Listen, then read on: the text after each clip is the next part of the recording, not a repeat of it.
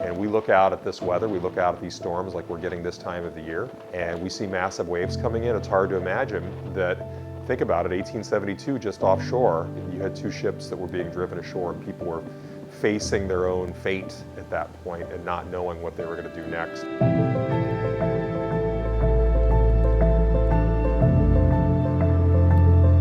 It's a time most people don't know about. On November 27, 1872, 4 vessels lost their battle in a horrible storm, and more than 20 people died on Lake Superior that day. Most were never found. The schooner W.C. Griswold went down with all hands east of Grand Marais, Michigan. The schooner W.O. Brown crashed ashore near Mama's Point on the Canadian shoreline. 6 of its 9 crew died. But the focus of this story is on the schooner barges Jupiter and Saturn. They went down in that great storm of 1872, 150 years ago. 15 people, including a husband and wife, were lost forever.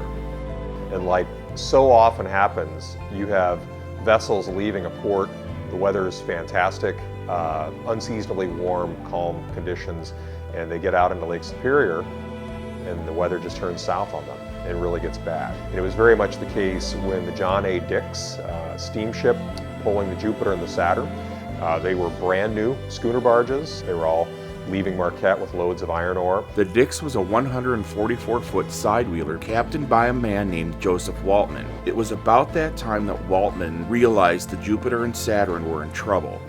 Big trouble.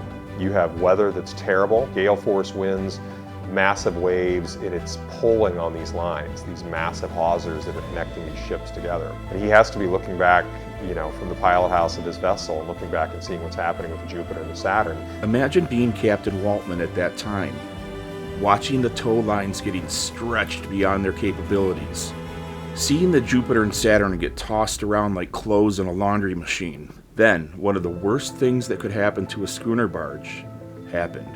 The line snapped, and then the line snapped again for the next one, and now we've got the Jupiter and the Saturn are both on their own.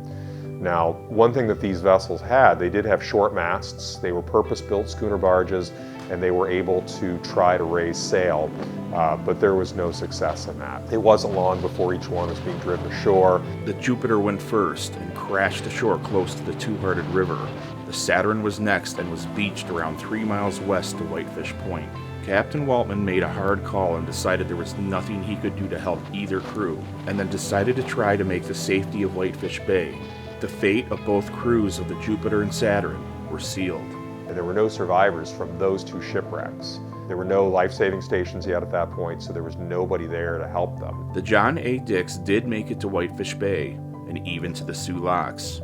But then Captain Waltman had to face another storm on his own. The interesting thing about the John A. Dix and Captain Waltman and his crew, they underwent a little bit of scrutiny when they got back to Sault Ste. Marie, because people were a little, asking the question, a little curious, why didn't you go back and try to get those tow lines reconnected?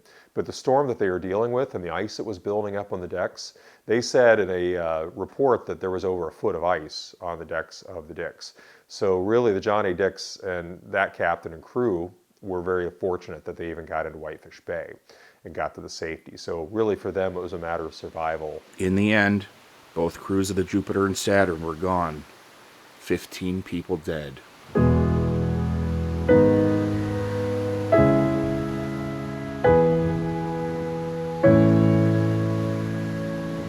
Most families never knew what happened to their loved ones. Communication was nothing like it is today. All these families had were very small newspaper articles for information. That is until 2006 when Daryl Ertel was searching for shipwrecks close to shore, literally looking over the bow of his boat and saw... We got around Whitefish Point and we started looking and we came across the Saturn in 18 feet of water. And I dove on that, put a line on it, and we documented it over the next few weeks with all my friends. Casey Cook, Mike Cook, Sarah, Richard Monesto, Terry Benach. And we documented the heck out of all of them, and it was some of the funnest diving I ever had in these shallow water. Even though I'm a deep water diver, it was a lot of fun. Well, we found the bow flayed open and you could read the draft marks on the bow, and there was tools and stuff like scissors and all kinds of other tools in the bow area, and the specular hematite was the cargo. So that was pretty cool.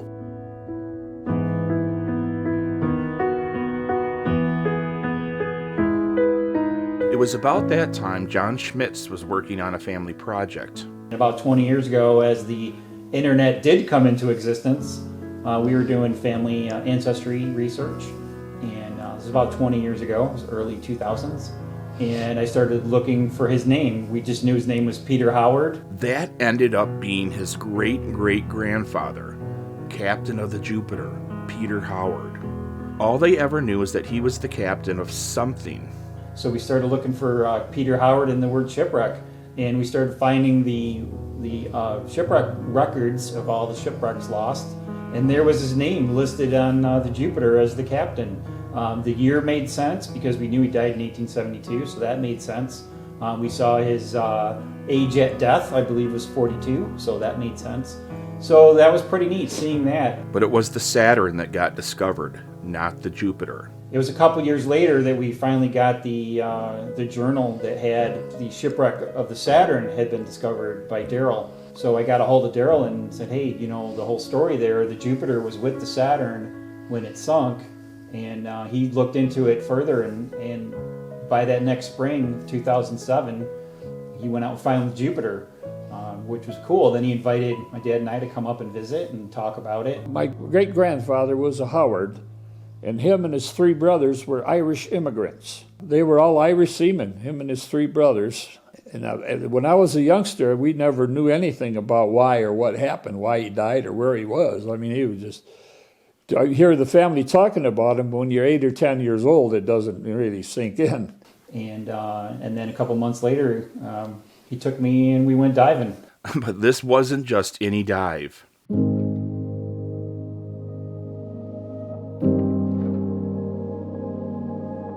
My first and only dive in my whole life, but that's pretty cool to dive on your great-great-grandfather's shipwreck. Think about that. This is where one of his family members died over a century ago. Well, it put an end to the story. And, you know, for all those years, you know, my grandfather died in the Lake Superior. Well, what? Nobody knew anything. When, why, how, at what time? Nothing. You know, there was the newspapers probably had one day of a article, and that was it. This dive would put an end to decades of questions. So I was pretty nervous. You know, it was quite a few number of hours to drive out there. So you know, all this anticipation is building up. And you're putting on, you know, equipment that you're familiar with, but not a lot. And everything's heavy, and it was a hot July day. And here you are jumping off the back of a boat into the water. And so it was like the craziest thing and the coolest thing I've ever done. What was really neat about it is it seemed like that year, 2007, the ship, which is under the sand normally, but there was 4 or 5 feet sticking out. So you could see the sides, you could see all the timbers on the deck. After that year, when Daryl would go by to kind of check on it, it's all buried again. So it was pretty neat. It's like it opened up that year, just photographs.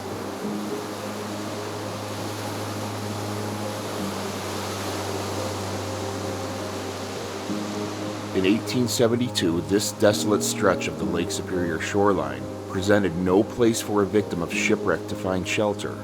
What could be done?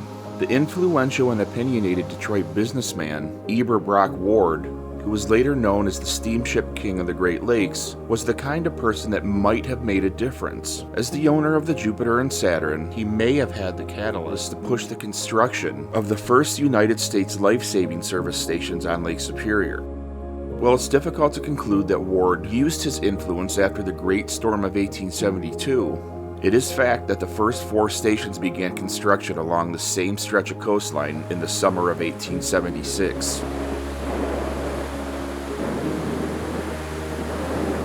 Three miles west of Whitefish Point near Saturn Park, there's a small cemetery dotted with markers that simply say, unknown. It's believed some of these markers are the graves of sailors from the Saturn that washed ashore and were never identified.